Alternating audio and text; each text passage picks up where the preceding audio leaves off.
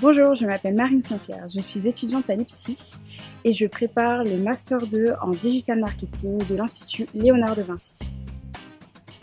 Dans le cadre de l'obtention de mon diplôme, je dois manager un projet autour du digital que je vais vous présenter.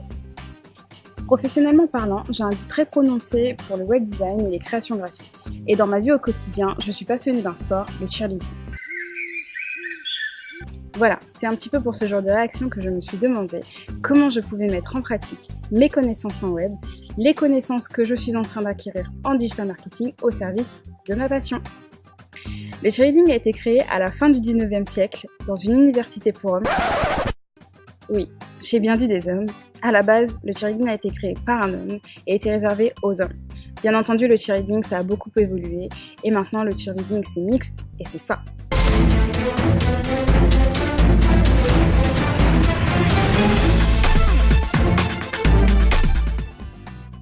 Ça a bien évolué, certes, mais en France, lorsque je prononce le mot cheerleading... À tes souhaits. Non mais j'ai pas éternué là. Ou pour les plus proches de la vérité, ça donne ça.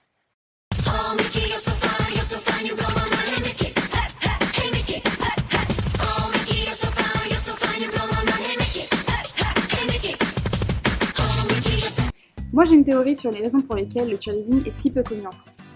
Prenons la vision d'une personne issue du cheerleading et d'une personne non initiée ou qui voit à peu près ce que c'est que le cheerleading.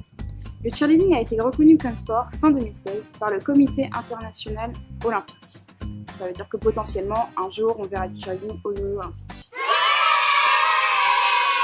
La plupart des gens ici en France ne savent pas que le cheerleading est un sport. Ils ont d'ailleurs une vision assez faussée de la discipline et très éloignée de la réalité.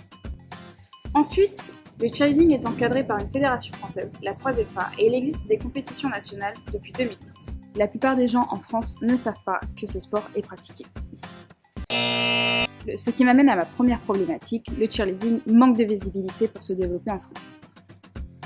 Autre constat, aux États-Unis, le cheerleading s'inscrit dans la scolarité des athlètes, du collège à l'université.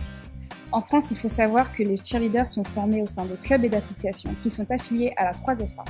Cette dernière recensait 755 athlètes en 2010 et un peu plus de 3000 en 2016.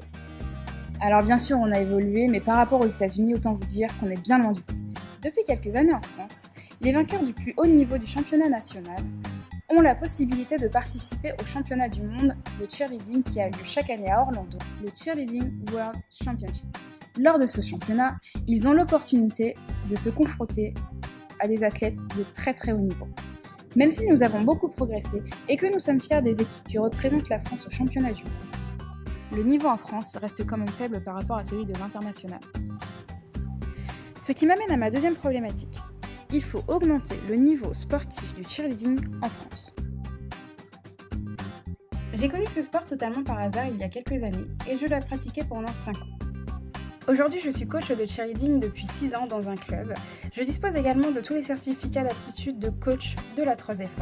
J'ai jugé des tournois universitaires, participé et animé des camps à l'international et en France, et j'ai également suivi des formations. Pour augmenter la visibilité de ce sport en France, j'ai donc décidé d'apporter mon expertise du cheerleading et les compétences que j'acquiers en digital marketing dans un magazine digital dédié au cheerleading.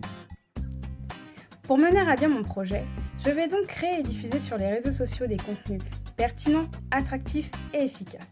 Je vais animer une communauté qui existe déjà et la faire grandir. Cela permettra de développer la discipline en France en suscitant l'envie de la pratiquer. De donner des conseils sur la pratique du sport, le coaching et l'importance de pratiquer dans de bonnes conditions. D'informer les personnes intéressées sur la création de clubs, les inciter à s'affilier et à se former au sein de la 3FA et ainsi développer le niveau sportif en France. Enfin, les objectifs de ce magazine seront de communiquer des messages et des informations autour du cheerleading, de promouvoir la discipline et de fédérer des actions qui permettraient de la développer en France. Et d'être un relais d'information et d'actualité de la 3FA pour appuyer le sérieux du magazine qui s'appellera Cheer Me Up.